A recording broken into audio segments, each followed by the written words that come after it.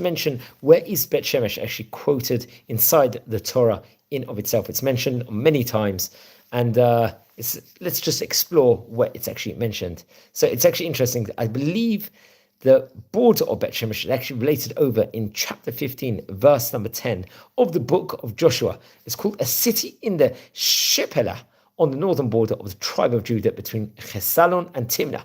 Beit Shemesh appears on the list of cities of the tribe of Dan, and which is quoted in Joshua in chapter 19 in verse 41. And as I think it's actually mentioned as Ir Shemesh, if I'm not mistaken, but was apparently never actually conquered by it. I think in the book of Judges in chapter 1:35, the identification of, let's say, Har Heres with Beit Shemesh is correct. That's what's pointed over.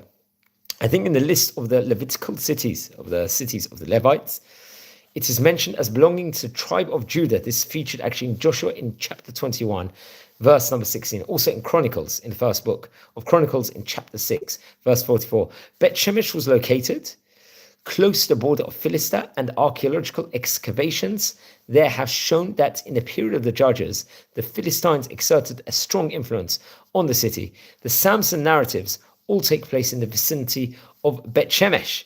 His birthplace, I believe, Zorah, lay just to the south of it, and the Philistine city of Timnah is to the west of it.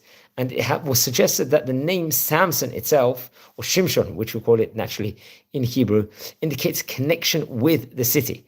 And when the Philistines, they returned the Ark of the God, this Aaron Habrit, which they had captured at the Battle of Eben Ezer, on an ox-driven cart, it was sent along the road that led straight from Ekron to Beit Shemesh. It's actually featured in the first book of Shmuel in chapter number 6.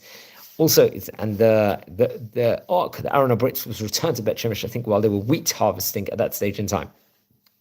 In the period of the monarchy, the city was part of Solomon's second administrative district and included former cities of the territory of Dan. I think it's very much featured in the first book of Kings in chapter number 4, verse number 9. The war between Amaziah and Jehoash, the kings of Judah and Israel, respectively, which include the former cities.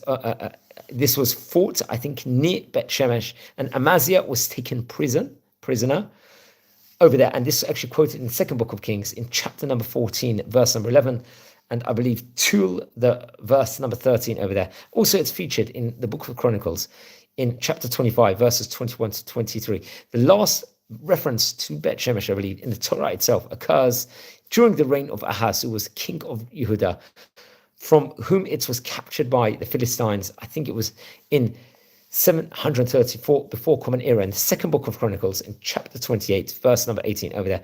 It's identified with Tel al-Romalia and various other different wordings over here. So I'm just using this class to point out the biblical influences that he had obviously in many different years throughout its existence.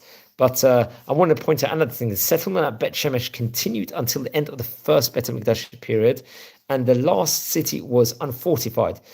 I think between there was different time periods where had been interruption, let's just say, on occupation within regards to the site, and much can be added within regards to this. I think in Roman times, the settlement moved to nearby Ein Shams, which I think preserves ancient name on Talmudic source that describes Beit Shemesh as a small village, if I'm not mistaken. The Talmud actually will of itself, which is very, very interesting.